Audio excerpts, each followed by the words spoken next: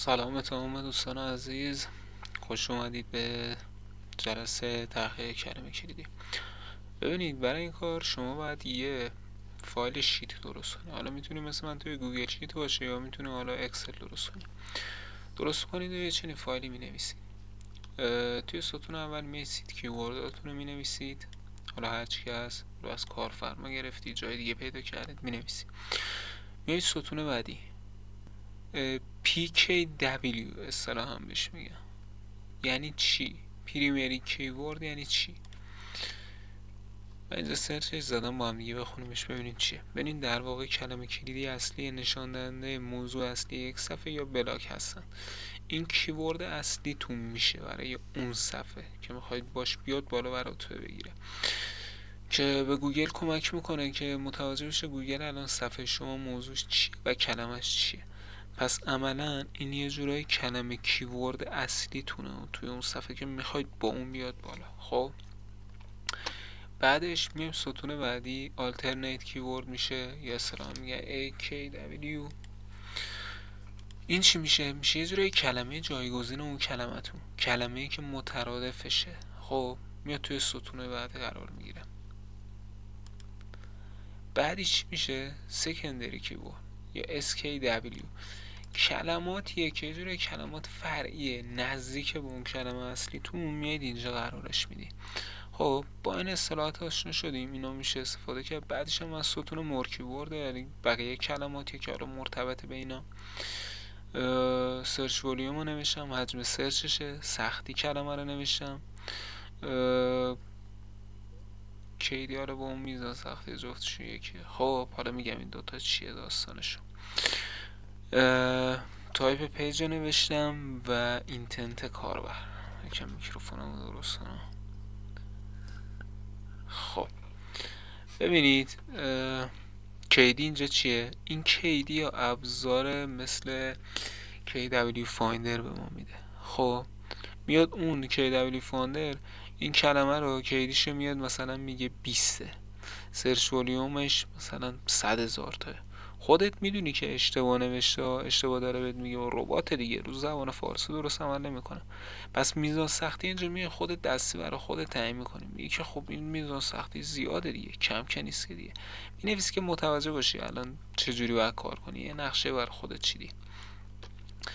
میشه یه کار دیگه هم که اینا رو کلا بکنی شما یه ستون، اسم اون ستون حالا بذاری مثلا کلماتی که حالا هم کانسپت هم با این کلمه اصلیتون. خب میتونی این کار انجام بدی، میتونین این کارم بکنین، فرقی نمیکنه. خب من حالا فعلا میخوام براتون نشون بدم که روند به چه صورته. حالا یه حوزه‌ای هم که من میخوام انتخاب بکنم مثلا تعمیر لپتاپه. خب میایم اینجا، اولین کار google.com اینو بازش میکنیم. سایت بعدی هم که من انداز میکنم کیورد تولزه.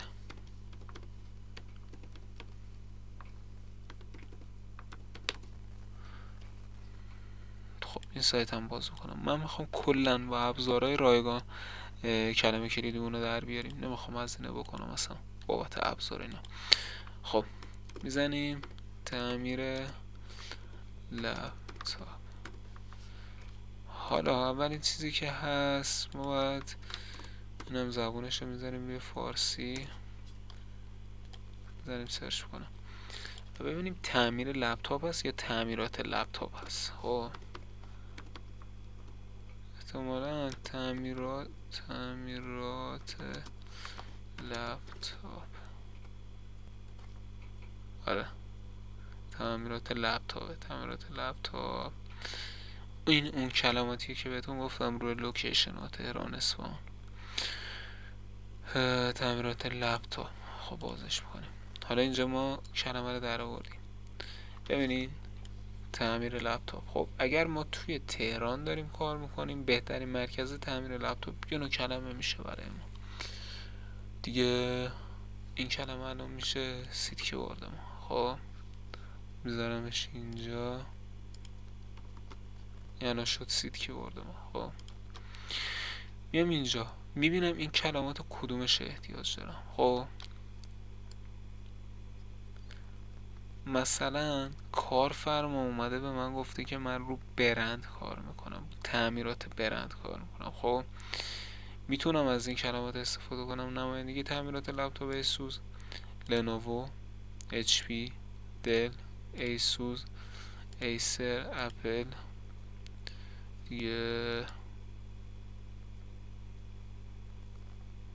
ببینم بازم برند هست یا نه. حالا بستگی به استراتژی اون فروشی که کارفرما میخواد، چیزی که مد نظر ما میایم استراتژی میچینیم. حالا اگه بازم چیپ هم تعمیر میکنه میتونی اینا رو هم استفاده بکنی. خب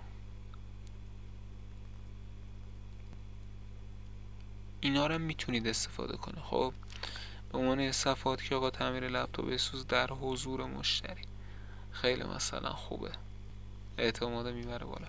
حالا من همون کلمات رو انتخاب کردم. خب میتونی اینجا بزنی کلا شیتش رو دانلود کنی اکسل بشه، یا هم که نه میتونی مثل من الان کپیش کنی بیایم اینجا بذاریم و پیس میاد کلمات اینجا. الان شما باز دوباره بخوام کلمات بیشتر در بیارم چیکار میکنم؟ همین لنوو انتخاب میکنم، میام دوباره تو همین ابزار KW. بذار اینجوری بهتون بگم اسم کنم الان متوجه نشدید. ببینید شما یه دور میای روی کلمه تعمیر لپتاپ این کلمه رو استخراج میکنه. خب بازم حالا ما از ابزار استفاده کنیم، حالا بدون ابزار میایم اینجا سرچ کنیم تعمیرات لپتاپ. لنوو هست، لنوو رو داشتیم اونجا. ایسوس هست دیگه، اونم که دیگه مال شهره هیچی. اگه میشه اینجا مثلا لنوو رو انتخاب کرد، بیای جلوی یه اسپیسی بزنی میبینی که بعدش تعمیرات لپتاپ در نمایندگی میشه این استفاده کرد. اوکی میایم حالا یه دونه عقب، اینجا از این کلمات هم میتونیم استفاده کنیم. نمایندگی فروش لپتاپ لنوو قیمت نه، نمایندگی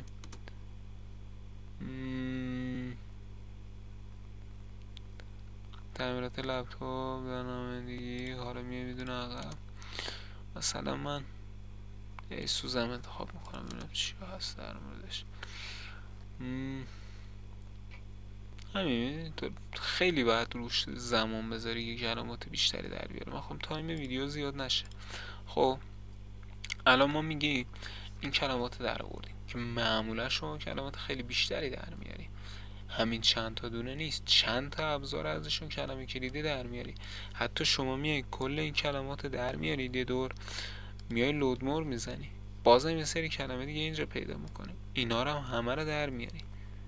میای چک میکنی کلمه، یعنی تعمیرات لپتاپ لنوو اصفهان. خب که اینا هم خیلی کلمات خوبی ها، اینا هم خیلی خوبه، ولی من نمیخوام الان فعلا رو شهر کار کنم، رو استان کار کنم، فقط رو برند.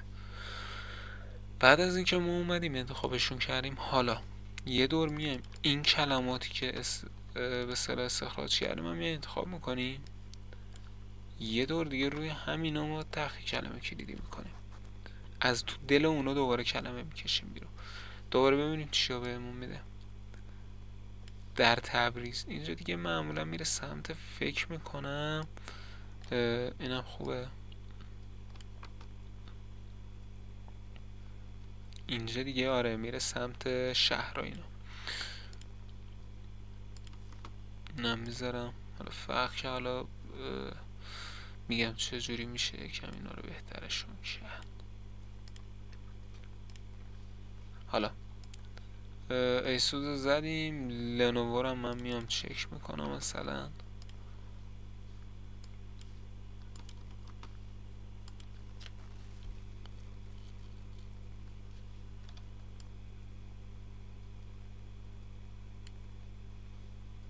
هزینه تعمیر لپتاپ لنوو میشه استفاده کنم. من دیگه تعمیر لپتاپ لنوو خیلی خوبه.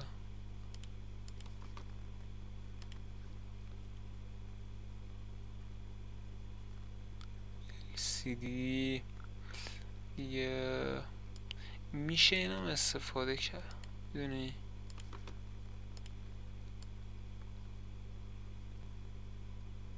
میگم همینو فعلا بس.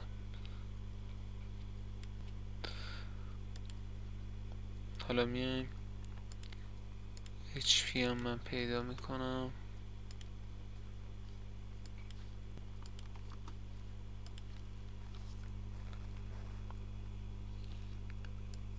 تعمیر LC نماینده تعمیر لپتاپ HP. خب تعمیر لپتاپ HP در حضور مشتری، اینم کلمه خوبیه، من انتخابش میکنم. کلا ستون او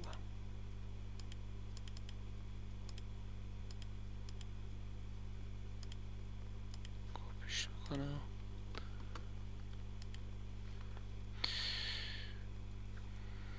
همینه کافیه. دلم بذار بزنم. خب تو همینجاشو میریم جلو.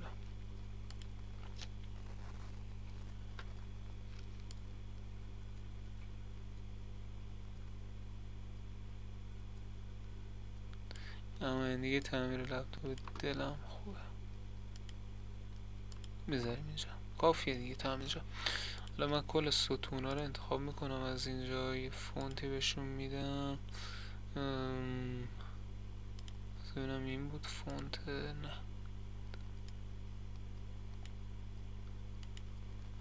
اوکی.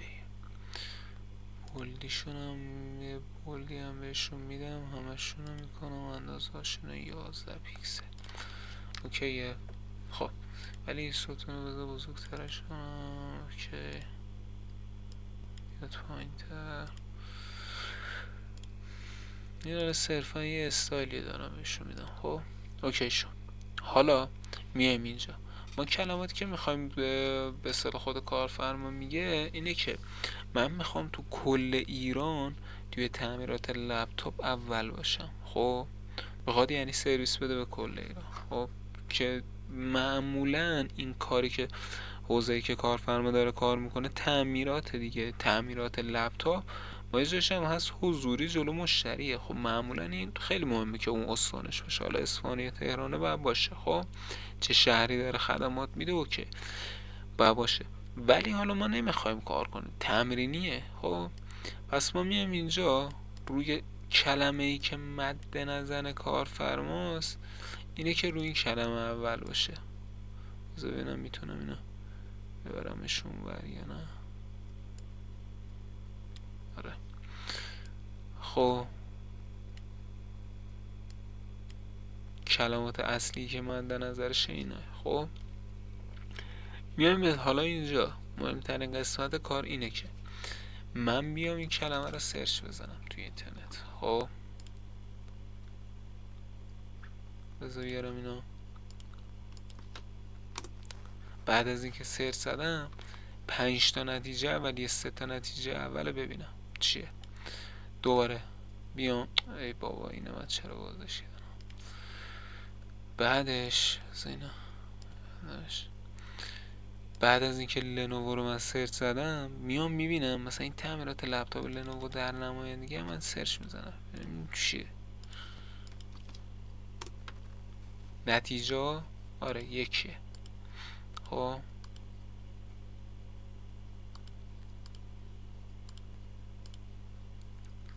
پس اصطلاحاً عملا میشه گفت که بذار بیای تا پایین میای پایین.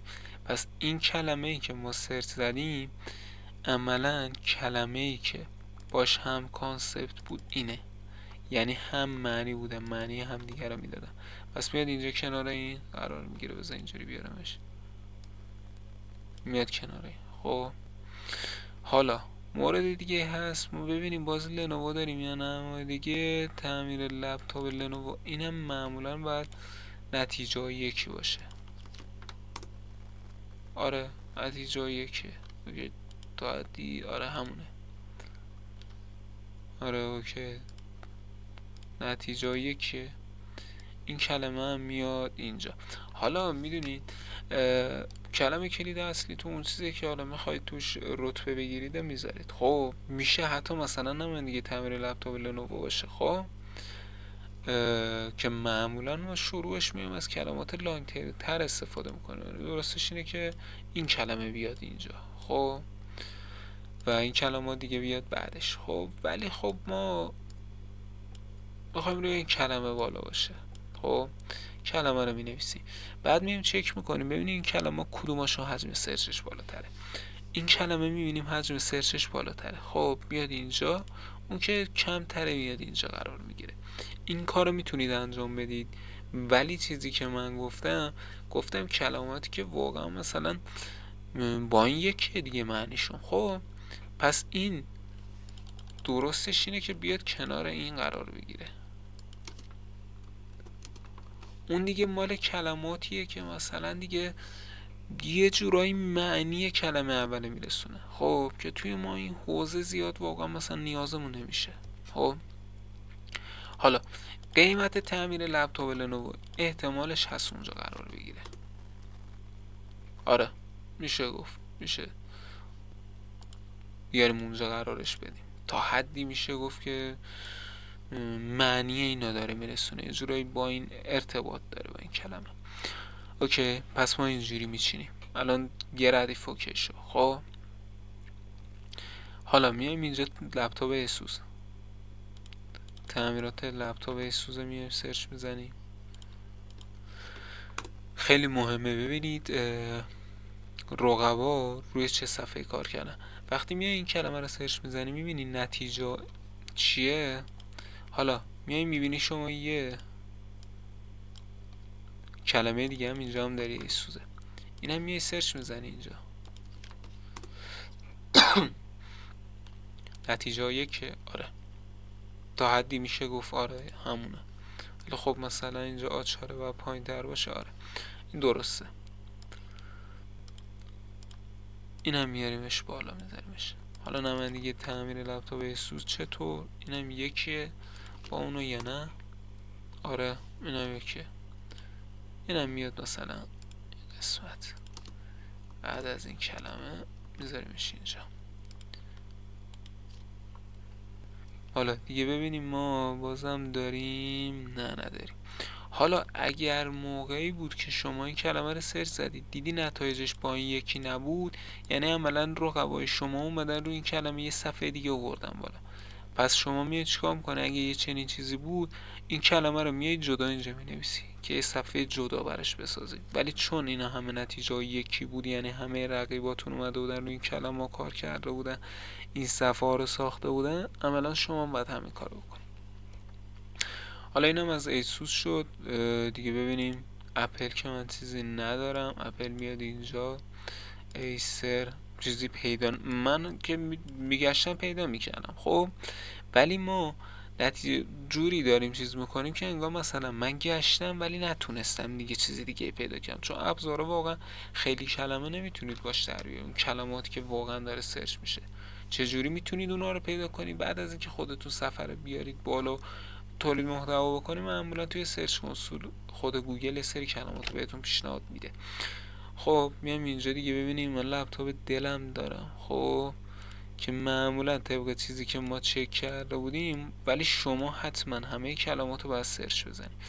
ولی طبق چیزی که ما سرچ زده بودیم این دوتا جوره هم کانسپت هم با هم دیگه. خب و HP هم همینطور میذارم اینجا، معمولا اینم یکیه. حالا اینجا این برای من خیلی مهمه، HP رو بیام اینجا سرچ بزنم ببینم چجوریه، نتیجه ها مشخصه. اینم معمولا همونجوریه. خب نتیجه ها مشخصه چجوریه. یه چکی میکنم میبینم آره همونه. حالا این در حضور مشتری چطور؟ یکیه. آره ببین بهترین مرکز تعمیر لپتاپ در تهران. آره میشه گفت یکیه، ولی خب بهتره اینم میشه جداشم که خب که به حالا مثلا توی چنین موقعیت های شما گیر میکنید خب روی این کلمه میبینید که شاید 50% نتیجه مثل اون کلمات 50% دیگه نیست.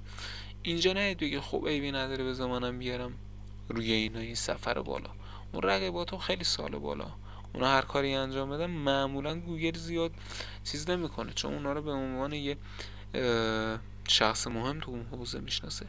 بهتره که اینجا شما میاید یه صفحه جدا میسازید براش، خب با این کلمه که معمولا زیاد توصیهش نمیکنم تو این شرایط. رو ببینید که الان مثلا یه تعدادی از کلمه کلیدی شما شبیه همونه کلمه کلیدی اصلیتونه، بهتره که این بیاد اونجا. ولی خب اگر مثلا دیدید که اینجوری بود، روز شک دار نگیرید، بهتره که بیاید جدا کنید سفر. خب که من اینجا خودم جدا کردم، جدا کنید بهتره. اونجوری میایید یه صفحه میارید بالا، بعد میبینه چه اشتباهی کردم، میتونستم اگر جدا میکنم این دوتا رو میتونستم ورودی خوبی بگیرم، اومدم یکی کردم نمیتونم کاری کنم. بعد جدا کردنش خیلی سخته. اینجوری وقتی که جدا باشه، بعد که ببینید میتونستید بیاریدش روی صفحه، خیلی راحت تره. پس من میام اینجوری جداش میکنم. اوکی، ما تا اینجا رو انجام دادیم. خب یه کار دیگه هم میشد بکنیم، مثلا راهی که مثلا میشه گفت خیلی راحت تر بکنید اون حالا فرآیند کیورد سرچتون رو. این صورت دیگه شما مثلا اینا میشد این ستون اصلا ما نداشتیم. خب این راه هم میتونید انجام بدید.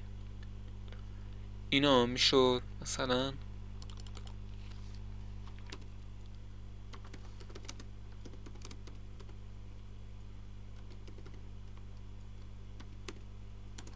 که این ستونم یه دونه است. بذار ببینم اینم حذفش میکردیم. مورکیوا یعنی یکی از بهترین راه ها اینه که خیلی ساده باشه دیگه، نخواهید مثلا اونا رو بنویسید. من اون به سر سبک خیلی راحت ترش بود که بهتون نشون دادم چجوریه میتونید شما استفاده بکنه، خیلی راحت متوجه بشین. یه راهش که مثلا خیلی سریع جمع و جور چیز بکنه اینه که کلمه کلیدی که مشخص شد کلمه کلیدی اصلی، هم کانسپتاشو می‌نویسی، یعنی نتایجی که وقتی سرچ بزنی جفتشون یه صفحه میاره. خب می‌نویسی، میای دوباره کلمه بعدی، اونم هم کانسپتاشو می‌نویسی، میای کلمه بعدی، اگه داره هم کانسپت می‌نویسی، نداره نمی‌نویسی، میای دوباره پایین. دیگه اینجا دیگه نیازی به آلترنت کیبورد و به سر سکندری کیبورد نیست دیگه، کردیم همشو توی ستون هم کانسپت. دوباره میای اینجا تعمیرات لپتاپ سرچ میزنی، میبینی هست یا نه، میذاری تعمیرات لپتاپ اچ پی میذاری، اگه هست هم کانسپت مینویسی. میای اینجا میبینی این به اصطلاح هم کانسپت نمیشد با اینا، میای جداش کنی، یه صفحه جدا میاریم. این شاید این کلمه چیزی که ما سرچ زده بودیم نه هم کانسپت میشد. خب اینو میام برش میداریم، بعد اینجا میذاریمش. اوکی، یکی از بهترین راهاش همینه. ببینید چقدر جمع و جور شد، راحت مثلا میفرستی و برات به اصطلاح میان چیز میکنن دیگه. به این ستون هم نیازی نداری شما مور کیبورد. حالا اینجا حجم سرچ رو میای میزنی که اینو با ابزاره مثل KW فایندر ما استفاده میکنیم. خب که اونو بعد اکانتشو بخرید، میاید به اصطلاح داخل اینجا حجم سرچ رو مینویسیم. مثلا من میزنم 10,000 تا، 100,000 تا زدم، عیبی نداره. این کلمه مثلا 1000 تاست و کلمات دیگه هم همینجوری می نویسید تا بپا. کیدی شنده، شاید تو KW فایندر باید این استفاده کنید دیگه، مثلا زده 20%، اینو زده 10%. با اینکه اینایی که میزنه عملا اعداد درستی نیست، ربات رو زبان فارسی درست کار نمیکنه. خب حالا اینجا که وقتی میبینید این حجم سرچ میبینید این کیدی هم میبینید، میفهمید که این زیاده، سخته، سخت می‌نویسی اینجا برای خودت که مشخص باشه. میای اینجا میبینی نه این 1000 تا 10%. خب این میشه تا حدودی متوسط، یا میشه گفت آسان که روش کار کنیم. خب حالا میای اینجا چک میکنی، میبینی اینا چه صفحه‌ای میخواد، چه تایپ پیجی میخواد. معمولا اینا صفحات میشه گفت که صفحه تکی میخواد معمولا. خب یه صفحه شما میسازید توی وردپرس، میشه یه صفحه بلاگ هم استفاده کرد ازش. میتونید یه صفحه یه برگه بسازید توی وردپرس، اصطلاحا مینویسن همین اصلا بلاگ. خب یه صفحه بلاگ بیارم بالا، کلمه کلیدی تعمیرات لپتاپ، بعد شروع کنم به نوشتن در مورد خودمون و شماره تماس و آدرس اینا بذارم. خب که میشه اصلا تو صفحه هم آوردش. حالا اینو باید چک بکنی. دومیش هم همین صورته، بعدی هم همین صورت، بعدی هم همین صورت. اینا کلا اینجوری نوشته میشه که بعد دیگه بعد خودتون به اصطلاح اون محتوا هر جوری هست طبق همون بیایم بچینیم. حالا اگه صفحه بیاید شما استفاده کنید خیلی بهتره. چرا؟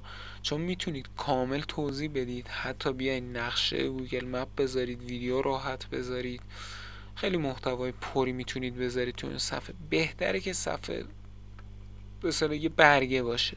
خب میشه تو بلاگ هم آوردش، ولی خب برگه خیلی بهتر از دید من. اینتنت کاربر چیه؟ این اصطلاح هم میشه گفت اینفورمیشناله. خب طرف میخواد ببینه نمایندگی تعمیرات لپتاپ کجاست. خب معمولا میخواد یه اطلاعاتی بخونه، نمیخواد بخره از شما. معمولا روی شما نمیتونه خریدی بذاری. اینفورمیشناله، میخواد بیاد ببینه چنین به اصطلاح چیزی هست یا نه، و بعدش مثلا بیاد حضوری اونجا ازت خرید کنه. بس میشه اطلاعات.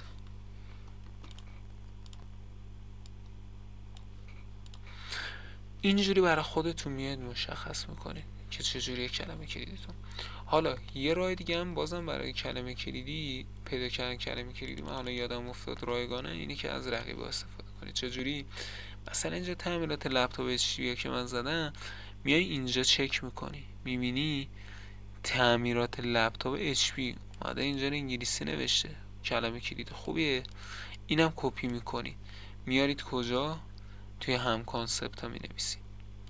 دوباره میای اینجا نمایندگی HP، نه نمیشه گفت تعمیرات دیگه، میتونی باز کنی حتی محتوا رو. نه هم میتونیم ما رو بذاریم اگه بشه کپیش کرد یه چیز نکنم. بذار پیس، اینم HP بود، HP هم اینجا بذارم. یه کلمه کلیدی خوبم پیدا کردم که حتی توی مثلا ابزارا بهم نمیگفت. بعدش می محتوا رو شروع میکنه با خوندن. ببین رقیبت چیکار کرده؟ یه صفحه ساخته، یه به اصطلاح وایس گذاشته، یه جدولی گذاشته که نمایندگی رو داره نشون میده، محتوا نوشته، آدرس گذاشته. حالا این بیشتر حالت دایرکتوری، یعنی داره معرفی میکنه. خب ولی شما میتونید به اصطلاح وقتی رقیبتون داره اینجوری کار میکنه شما به همینجوری کار کنی، از محتوای اون استفاده کنی بیاری داخل اینجا. خب ولی وقتی شما اگه اومده بودی تعمیرات لپتاپ در تهران سرچ زده بودی، احتمالاً نتیجات فرق میکرد. نه همونو میشد. خب ولی خب میتونی بیا اینجا رقیب رو باز کنی، رقیب رو سرچ بزنی ببینی از چه کلماتی استفاده که از اینجا مثلا استفاده کنی. میتونی رقیبای بعدی بیای سرچ ببینی اینا چیکار کردن، از این قسمت ها بتونی کلمه در بیاری. راه های متفاوتی هست حالا که شما میتونی چیز بکنی. یه راه دیگه هم اینه، اگه درست بتونم اینو هم چیزش باشه تو ذهن من، اینه که اینجا ما میذاریم سایت 2 اینجوری بیشتر دیپ میشدیم توش. تعمیرات لپتاپ HP، بذار ببینم. آره اوکی. ببین شما میتونید اینجوری هم بیای بیشتر تموم کلماتی که در مثلا کلمه تعمیر لپتاپ اچ پیه از رقیبتون بکشید بیرون. چجوری؟ سایت دو نقطه میزنه، آدرس سایتش رو میزنه، یه اسپیس میزنه، اون کلمه رو پیست میکنه، میایید میبینی چیکار کرده. که معمولا این بهتره روی اون سید کیوردمون ما تستش کنیم. تعمیر لپتاپ،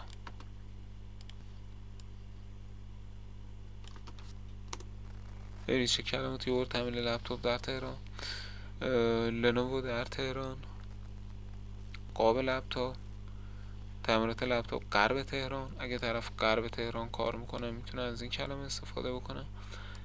ببینید اینجوری هم شما حتی میتونید تحقیق کلمه کلیدی بکنید. اگر دیگه میخواد خیلی راحت تر باشه، میرید مثلا ابزارا رو میخرید. اگه میتونید هزینه کنه ابزارا رو بخرید، خیلی کارتون ساده تر بشه. ولی من خواستم رایگانش رو بهتون بگم و چجوری بیارید توی به اصطلاح شیت اینا رو بذارید زیر هم دیگه که خودتون متوجه بشید چجوریه. اوکی، این قسمت هم تموم شد. من فقط خواستم توضیح بدم چجوری میتونید تحقیق کلمه کلیدی بکنید. حالا من 8 تا کلمه پیدا کردم. معمولا شما برای پروژه ها خیلی بیشتر از اینا، شاید مثلا 1000 تا تحقیق کلمه کلیدی میکنید، ولی 1000 تا رو یک باره انجام نمیدید. مثل من الان اومدم 8 تا زدم و 8 تا شما میاد پیدا میکنید، میری برای 8 تا تولید محتوا میکنی، سفر میسازی، یعنی بالا دوباره میای مثلا 20 تا دیگه میسازی، پیدا میکنی کلمه کلیدی، دوباره 20 تا دیگه پیدا کرد، دوباره میری پیدا میکنی، دوباره میری پیدا میکنی، دوباره پیدا میکنی. اینو هی گسترشش میدی. یه باره نمیای 1000 تا بنویسی ها. وقتی تو میای تعداد بالای کلمه پیدا میکنی، معمولا نمیری براش تولید محتوا کنی. از کم شروع کن، تولید محتوا کن، دوباره کم شروع کن، تولید محتوا کن و برو جلو. خب اوکی، بریم برای قسمت چهارم. نمیدونم میشه یا پنجم، ولی بریم برای قسمت بعدی.